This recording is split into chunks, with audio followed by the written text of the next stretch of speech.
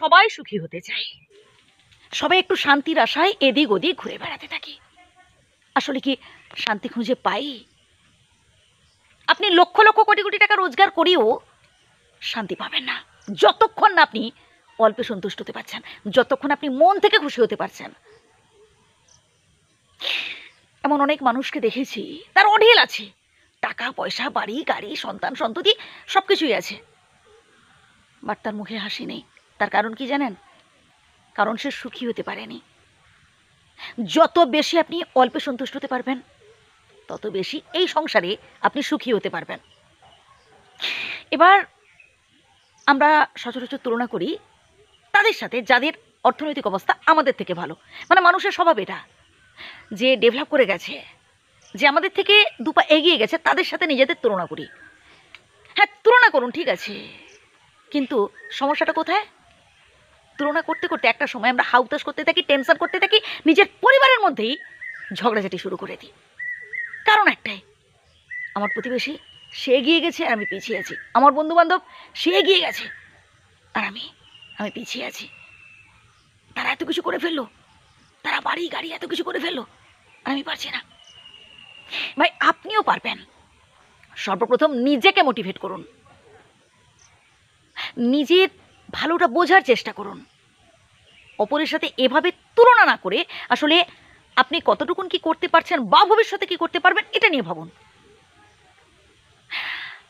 দেখুন, কোনো কাজ করতে গেলে আপনাকে নানান সমস্যার মুখোমুখি হতে হবে, নানান বাধা বিপত্তির মুখোমুখি হতে হবে। এবার আপনি যদি মাঝপথে কাজটা ছেড়ে দেন, আপনি যদি অপরের ওপর নির্ভর হয়ে থাকেন, যে আত্মীয় স্বজন, বন্ধু বান্ধব, পাড়া প্রতিবেশী, আমার পরিবারের লোকজন, তারা সবাই আমাকে সাহায্য করবে, তারপরে আমি কাজটা শুরু করব, এমনটা ভাবলে আমি বলবো আপনি ভুল করছেন। কারণ আপনি নতুন উদ্যমে যখন কোনো কাজ শুরু করতে যাবেন, কাউকে পাশে পাবেন না। ওই প্রথম প্রথম হয়তো দু একজন সাহায্য করতে পারে, বাট তারপর দেখবেন তারা ধীরে ধীরে সরে যাবে, কাউকে পাশে পাবেন না। একটা সময় মনে হবে চারিদিকটা যেন মরুভূমি, মানে আপনি মরুভূমির মধ্যে আছেন এমনটা মনে হবে, যে এত মানুষ আছে, কেউ আমার দুঃখ কষ্টের কথা বুঝছে না।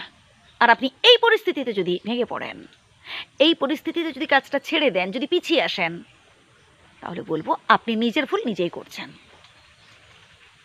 আসলে যে মানুষটা সফল হয়েছে, এই যে বলছেন না আপনি বন্ধু বান্ধব, পাড়া প্রতিবেশীদের সাথে নিজের তুলনা করছেন, তারা কি করে ওই জায়গায় পৌঁছলো?